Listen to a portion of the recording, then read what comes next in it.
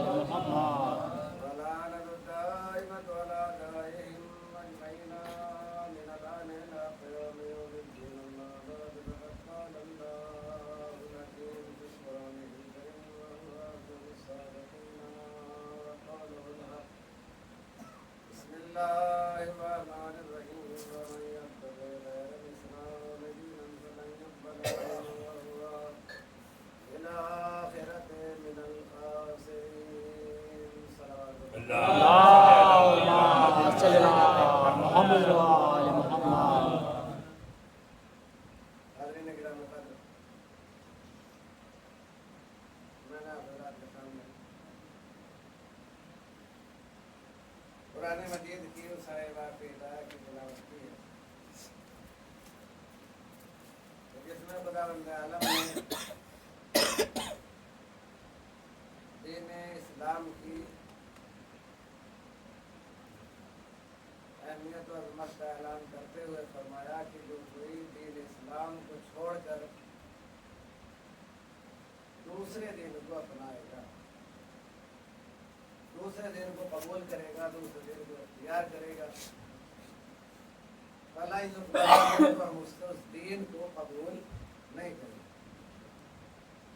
اس کے بعد اس کا انجام بھی بتایا وَهُوَ فِي الْآخِرَةِ مِنَ الْخَاسِرِينَ، اور آخرت میں اس کا ٹھکانہ جہنم ہوگا، آخر میں وہ خسارہ اٹھانے والوں میں ہوگا۔ عزیزان محترم، اس میں کوئی شک نہیں کہ دنیا میں ہر خیر و فلاح کے نفاذ کی ضمانت فقط اور فقط دین اسلام۔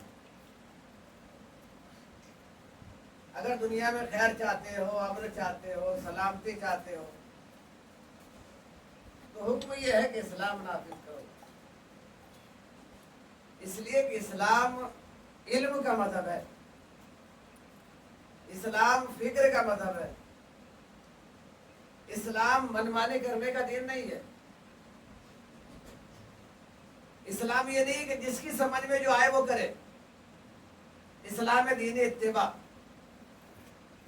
اسلام ہے دین پیروی، عوام مجتہد کی پیروی کرے، مجتہد امام کی پیروی کرے، امام رسول کی پیروی کرے، اور رسول وحی الہی کا اتباع کرے، یعنی آپ سے وحی الہی تک پورا ایک سلسلہ ہے، پورا ایک رابطہ ہے کہ جہاں بیچ میں کوئی کٹاؤ نہیں ہے، جہاں بیچ میں کوئی رکاوٹ نہیں ہے۔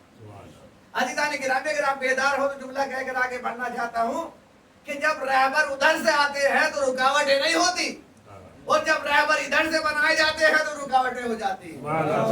صلوات پڑھیں محمد والے محمد۔ اللهم صل على محمد وآل محمد۔ تھوڑا سا اپنی آنکھوں کو تھوڑا سا بند نہ کیجیے برائے کرم، اس لیے اگر آنکھیں بند ہوگی تو مجھے پڑھنے میں پھر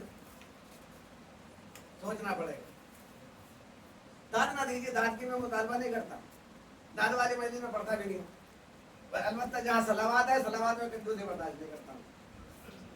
لیکن بہرحال جب رہبر ادھر سے آتے ہیں تو رکاوٹیں نہیں ہوتی، رہبر ادھر سے بنا جاتے ہیں تو رکاوٹیں ہو جاتی ہیں۔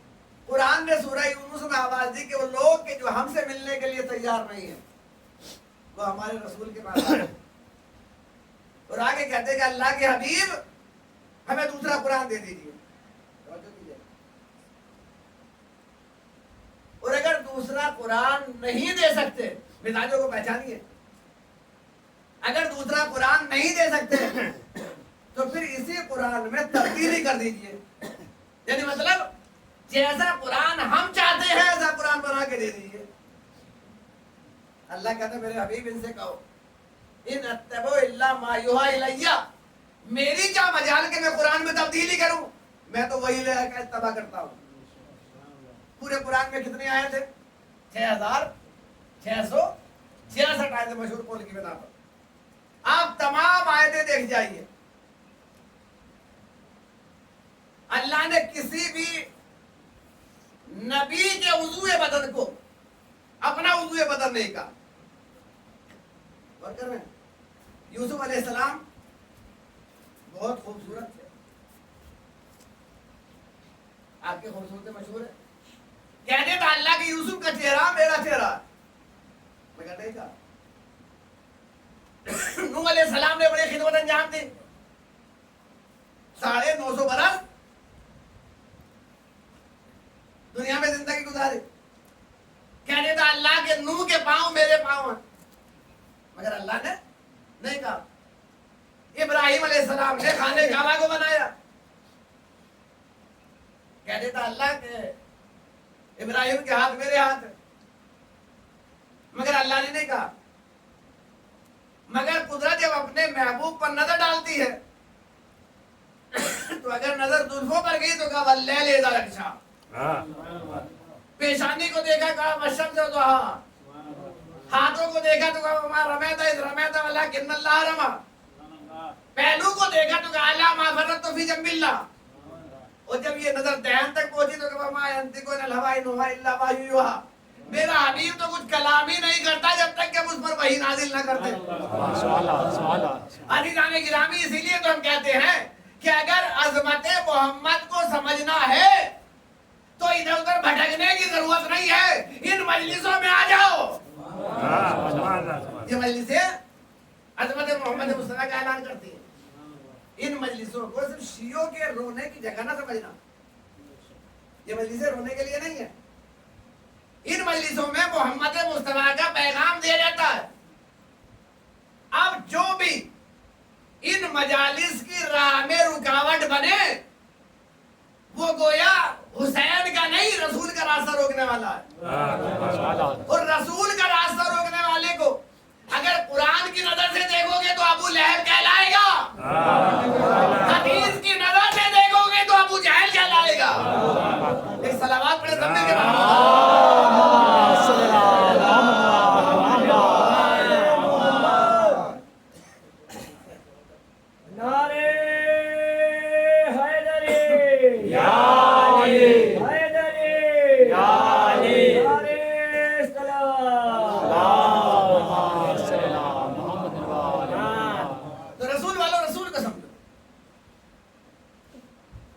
ہم پر اعتراض کرتی ہے. شیعہ رسول کا تو ذکر ہی نہیں کرتے, علی علی کرتے ہیں. حالانکہ ہم علی کو چھوڑ بھی کیسے سکتے ہیں؟ اس لیے کہ علی کو ماننے کے لیے 2 شرطیں ہوتی ہیں. ایک باپ نے لقمہ حلال کھلایا ہو, دوسرے ماں نے نطفے کی حفاظت کی ہو. جب لقمہ نطفہ پاک ہوتا ہے تو دل میں بھی یا علی ہوتا ہے, زبان میں بھی علی ہوتا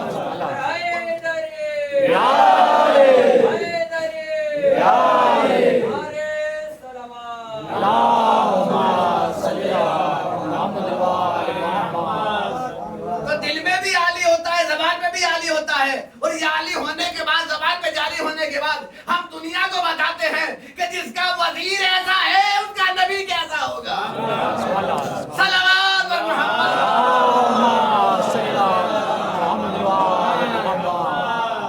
رسول والوں رسول کو سمجھو, عظمت رسول کا اندازہ لگاؤ. اور یاد رکھیں عظمت رسول مسلمانوں کی کتابیں نہیں بتائیں گی.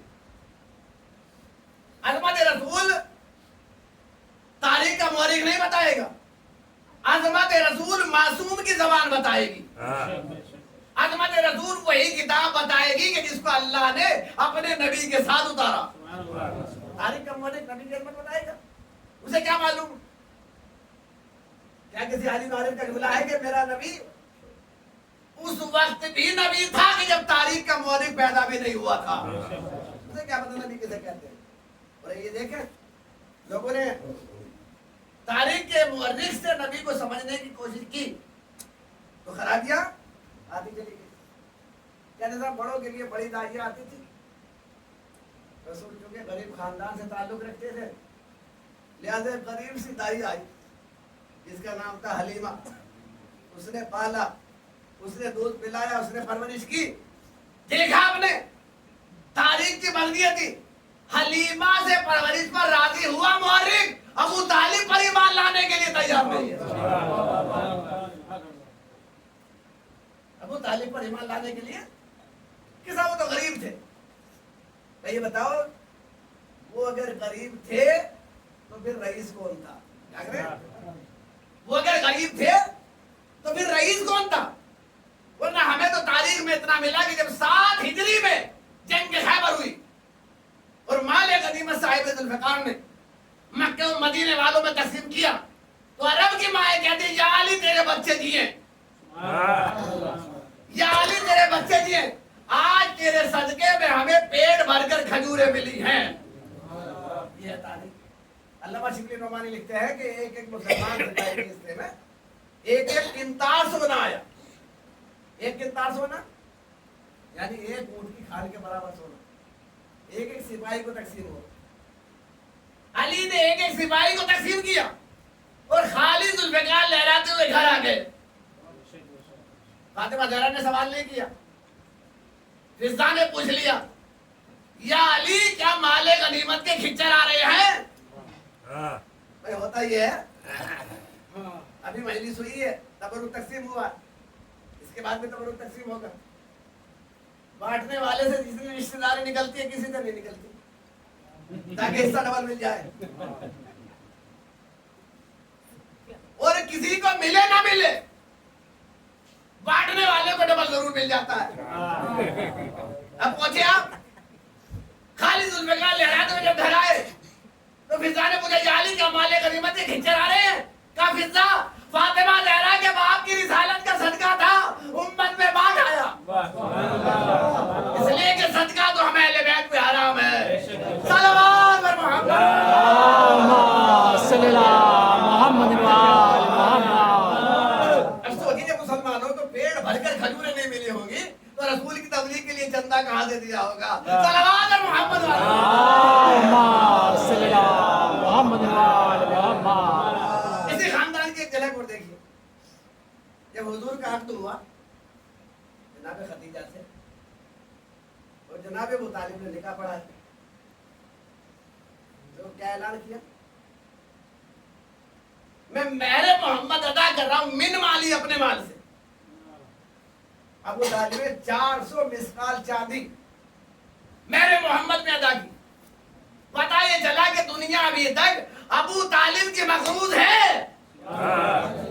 ارے خاندان بنی ہاشم کی غربت کے ڈھڈورے پیٹنے والوں، خاندان بنی ہاشم غریب نہیں تھا، بلکہ جس وقت عربوں کو پانی جیسی خوراک ملتی تھی اس وقت بھی آب زمزم کے وارث امیہ نہیں بنی ہاشم تھے، اور آج بھی اس کی جوتیوں کا صدقہ، آج بھی اس کی جوتیوں کا صدقہ عرب کے بدو تیل کی صورت میں کھا رہے ہیں۔ آپ نے تو اتنی عزت دار دیو جیسے آپ کھا رہے ہو، کھانے والے دو صلوات محمد والے صلی اللہ محمد وآل محمد۔ وہ کھا رہے ہیں کہ جو رسول کے بھی نہیں ہیں، اس کی جوتیوں کا صدقہ۔ اچھا یہ حلیمہ ہے کون؟ معلوم تو ہونا چاہیے کس کی بیٹی ہے، کس کی زوجہ ہے، اس لیے کہ انہوں نے رسول کو دودھ پلایا، اس دودھ سے خون بنا ہے، خون سے شریعت بنی ہے، شریعت سے دین بنا ہے، معلوم تو ہونا چاہیے۔ جبکہ یہ بھی کہتے ہیں کہ رسول 40 سال کے بعد رسول ہوئے، توجہ کیجیے گا، اور دوسری طرف یہ بھی کہتے ہیں کہ حلیمہ کا ایک پستان خشک تھا، رسول کی برکت سے دودھ جاری ہو گیا۔ حلیمہ کی بکریاں دودھ کم دیتی تھی، رسول کی برکت سے دودھ زیادہ دینے لگی۔ ایک طرف کہہ رہے رسول 40 سال کے بعد رسول ہوئے، اما کسی ایک جگہ پر جو قائم رہو، جس محمد کی برکت کے اثرات حیوانات پر آ جائیں وہ 40 سال کے بعد رسول ہو۔ ساری خرابی کیوں آئی؟ ساری خرابی اس لیے آئی کہ ہم نے رسول کو قرآن سے نہیں سمجھا۔ اگر قرآن سے سمجھتے، سیرت نگاروں سے سمجھا تو ساری خرابی عالم وجود میں آتی چلی گئی۔ آپ دیکھیں سیرت نگاروں نے تو یہاں تک لکھ دیا کہ رسول کے ماں باپ بھی صاحب ایمان نہیں تھے۔ اب سوچئے جن سیرت نگاروں کی نگاہ میں رسول کے ماں باپ صاحب ایمان نہیں، ان کو کیسے پتا چل گیا کہ حلیمہ صاحب ایمان ہے کہ نہیں؟ ان کو کیسے پتا چلا؟ اور اگر کلمہ ابراہیمی حلیمہ تک پہنچ گیا تو اولاد ابراہیم آمنہ تک کیوں نہیں آئی؟ دراصل بات کیا ہے؟ بات یہ ہے کہ زمانہ آمنہ کی منزل کو گھٹانا چاہتا تھا، مٹانا چاہتا تھا، لہذا اس حوالے سے کردار بنایا گیا کہ انہوں نے دودھ پلایا. جی حلیمہ ہے کون؟ حلیمہ نام رسول اللہ کے نانا کی قریب سے.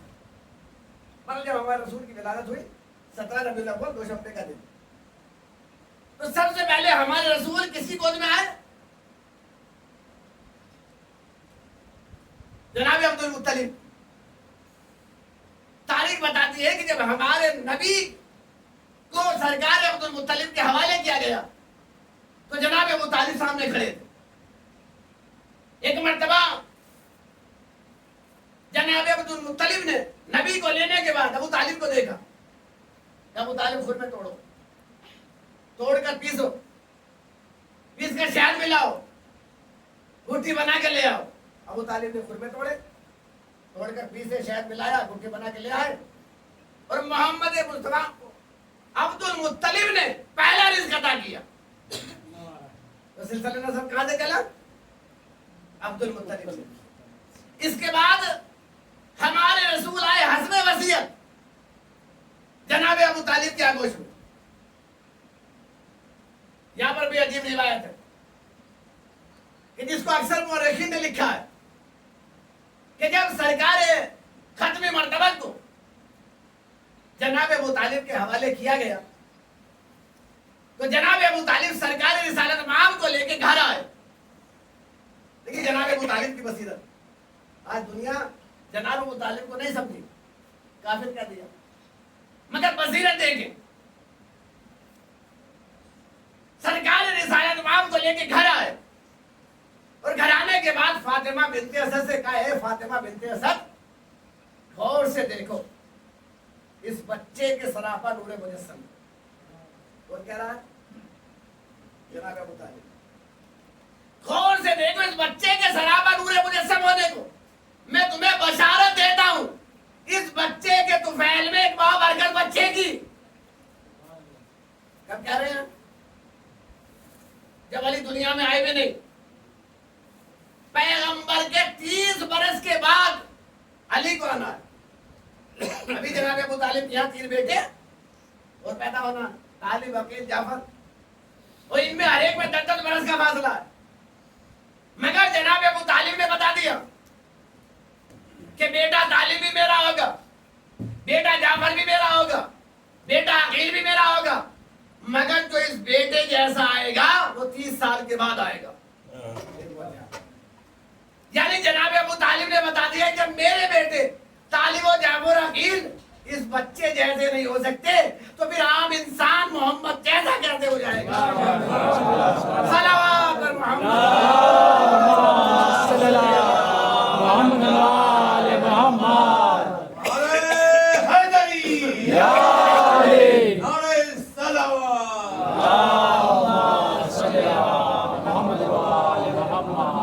جب میرے بیٹے طالب و جعفر عقیل بچے جیسے نہیں ہو سکتے پھر عام انسان محمد جیسا کیسے ہو جائے. اس کے بعد جناب ابو طالب اور جناب فاطمہ بنت اسد دونوں نے مل کر اس انداز سے تربیت کی کہ اپنی تربیت کا لوہا منوایا.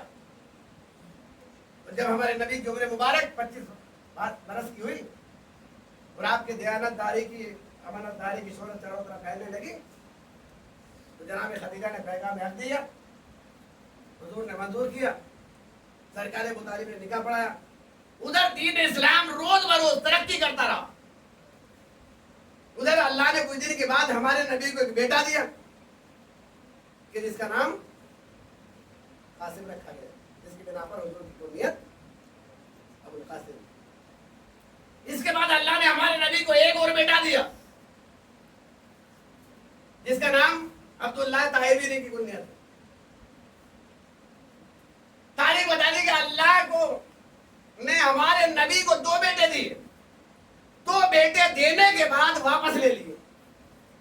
اب میں نہیں جانتا، مجھے نہیں خبر اللہ نے دیے کیوں، دیے تو لیے کیوں. یہ اس کی مسئلہ ہے، یہ اس کا معاملہ ہے. مگر تاریخ بتاتی ہے کہ دونوں بیٹوں کا انتقال ہو گیا. تو کفار مکہ نے تالیاں پیٹنا شروع کی، حضور کو ابتر کہنا شروع کیا کہ ابتر مقتول نسل، یعنی جس کی نسل نہ چلے، جس کی نسل منقطع ہو جائے۔ مگر حضور چونکہ رحمت ہے، نہ ابتر کہنے والوں کو منہ لگایا، چونکہ حضور کی شان کے خلاف تھا ان بدتمیزوں سے بات کرنا، اور نہ حضور نے اللہ سے شکایت کی۔ اب آپ کہیں گے صاحب یہ تو آپ ثابت کر دیں گے کہ حضور نے ان بدتمیزوں کو منہ نہیں لگایا، مگر یہ کہاں سے ثابت کریں گے کہ حضور نے اللہ سے شکایت نہیں کی؟ اس کے لیے ہمیں قرآن پڑھنا پڑے گا۔ جب ہم قرآن پڑھیں گے تو قرآن ہمیں بتائے گا کہ ہمارے نبی سے جو چھوٹے نبی تھے انہوں نے جب بھی اللہ سے کسی بات کی شکایت کی تو فوراً ایکشن ہوا۔ اگر کسی نبی نے کہا پروردگار عذاب نازل کر دے، اللہ نے عذاب نازل کر دیا، تاریخ آپ کے سامنے۔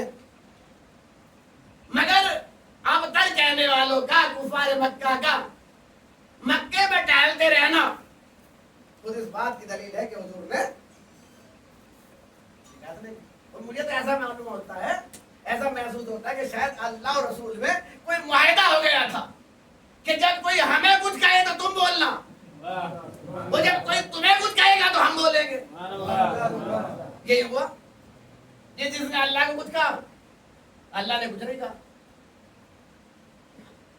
کہتے کہ جس نے رسول کو کچھ کہا رسول نے کچھ نہیں کہا۔ مگر جس نے رسول کو ابتر کہا، رسول خاموش، اللہ نے فوراً سورہ بھیج دیا، اِنَّا أَعْطَيْنَاكَ الْكَوْثَرَ فَصَلِّ لِرَبِّكَ وَانْحَرْ إِنَّ شَانِئَكَ هُوَ الْأَبْتَرُ۔ میرے حبیب ہم نے تمہیں کوثر عطا کیا، بتاؤ نماز پڑھو، قربانی دو، بے شک تمہارا دشمن مختون نسل ہے، یعنی تمہاری نسل تا قیامت تک چلے گی، تمہارا دشمن ابتر ہو جائے گا۔ صلوات بر محمد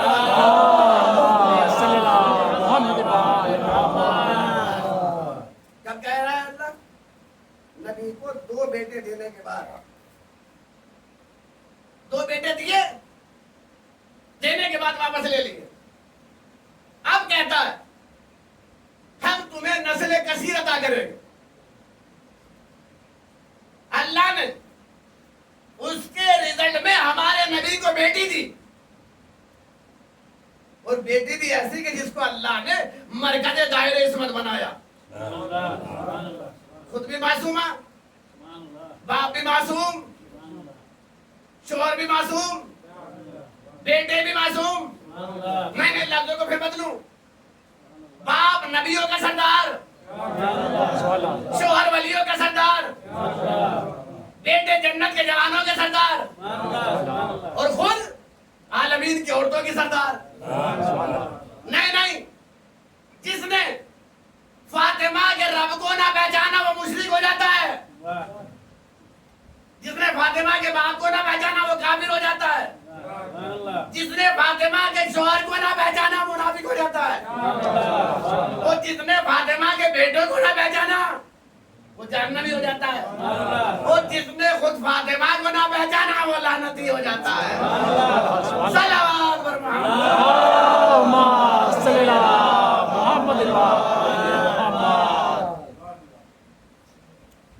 فاطمہ معمولی ذات کا نام نہیں ہے، اللہ نے مرکز عصمت بنایا۔ آپ دیکھیں حدیث کتاب پڑھنے والے میرے سامنے بیٹھے، حدیث کتاب میں جو تعارف کرایا اہل بیت کا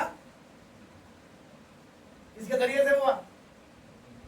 ہونا کس کے ذریعے سے چاہیے؟ تو کہتے ہیں رسول ہے، رسول کے بیٹی ہے، رسول کے داماد ہے، رسول کے نواز ہے، مگر نہیں، اللہ نے پہچان کرائی فاطمہ کے ذریعے سے، کہا کہ فاطمہ ہے، فاطمہ کے باپ ہے، فاطمہ کے شوہر ہے، فاطمہ کے بیٹے ہیں، تو یہ ہے وہ فاطمہ۔ افسوس کہ دنیا والوں نے فاطمہ زہرا کو پہچانا نہیں۔ اگر دنیا پہچان جاتی تو آج یہ فرش ادا جو ہماری نظروں کے سامنے شاید نہ بھی۔ کیسے کیسے ظلم، کیسے کیسے سے مسائل اولاد فاطمہ پر ڈھائے گئے. اس سے بڑا ستم اور کیا ہوگا کہ بیعت کا مطالبہ معصوم امام سے. یہ تاریخ کا سب سے اہم قدم تھا مگر آل محمد نے ثابت کر دیا. دیکھیں اول آخر سب سے پہلے بیعت کا مطالبہ امام حسین سے کہ اس کے بعد پھر کسی کا نہیں کیا گیا. امام حسین نے بیعت کو ایسا رسوا کیا کہ وہ بیعت لینے آیا تھا, حسین نے اس کو گالی بنا دی. کربلا میں حسین نے اس طرح سے جنگ کو جیتا کہ آج تک ذہن انسانی پریشان ہے, حیران ہے. وہ دریا پہ عبور کر رہا تھا, حسین نے جگہ جگہ سبیلے لگا دی. اس نے پانی بند کیا تھا, حسین نے جگہ جگہ گلی گلی تک پہنچا دیا. اس نے کھانا بند کیا تھا, حسین نے اپنے نام پہ بانٹنا شروع کر دیا. اس طرح سے جنگی تھی. جنگیت کا دنیا والوں پہ ثابت کر دیا. اور جب یہ جلوس نکلتے ہیں, ابھی آپ نے جلوس تمام کیا, یہ جلوس نکل کر صرف یہی تو بتاتے ہیں کہ جلوس جیتنے والوں کا نکلتا ہے, ہارنے والوں کا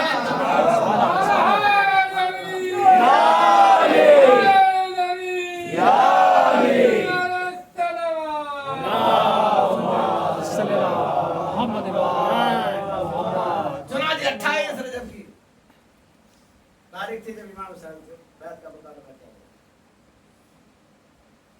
امام نے مدینہ چھوڑا.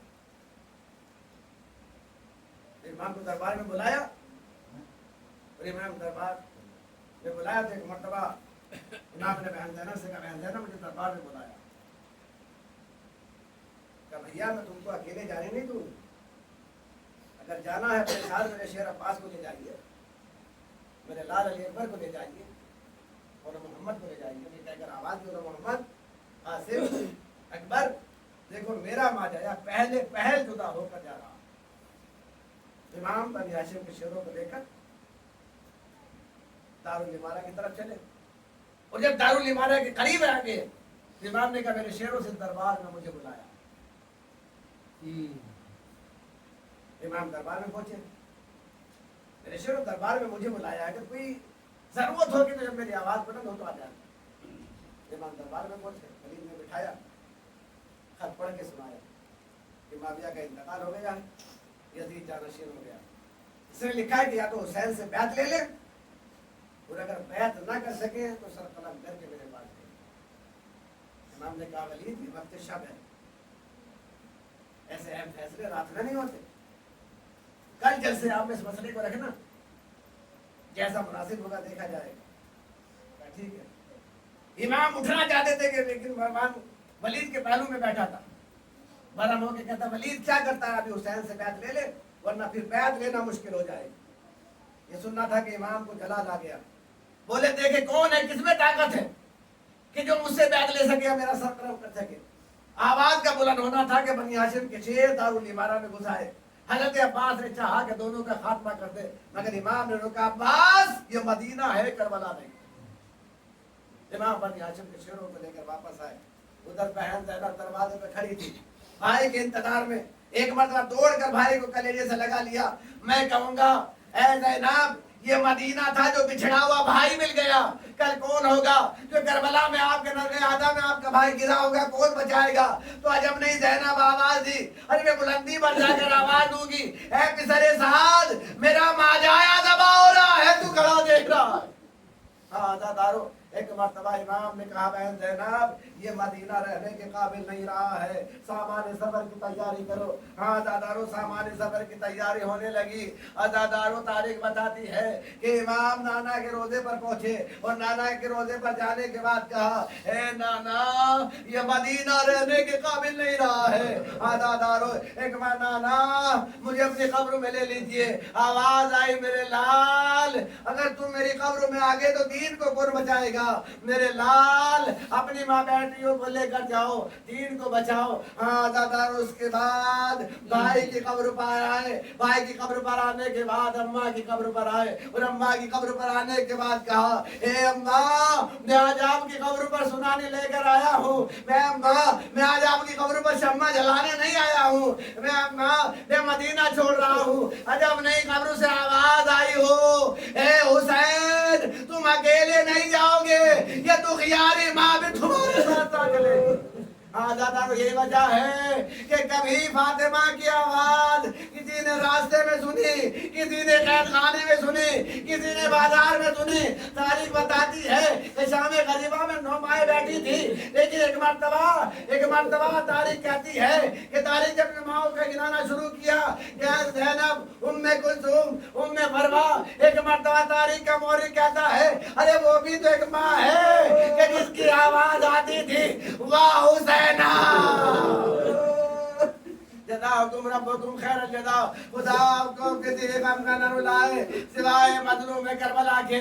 ہاں دادارو، ایک مرتبہ قافلہ تیار ہوا، اور قافلہ تیار ہونے کے بعد تاریخ بتاتی ہے کہ 28 رجب کی تاریخ تھی کہ وہ قافلہ مدینے سے روانہ ہو رہا تھا۔ دادارو، جو وطن سے دور رہتے ہیں وہ جانتے ہیں کہ وطن کی اہمیت کیا ہوتی ہے۔ اب یہ محرم آتا ہے، جو باہر رہتے ہیں وہ تڑپ کے گھر آ جاتے ہیں، ارے ہم باہر کا محرم نہیں کریں گے، ہم اپنے ماں کا محرم کریں گے۔ کوئی پوچھے حسین سے، حسین ہے جان مدینہ، نانا کا مزار مدینے میں ہے، بھائی کی قبر مدینے میں ہے، اماں کی قبر مدینے میں ہے، اور حسین مدینہ چھوڑ کے جا رہے ہیں۔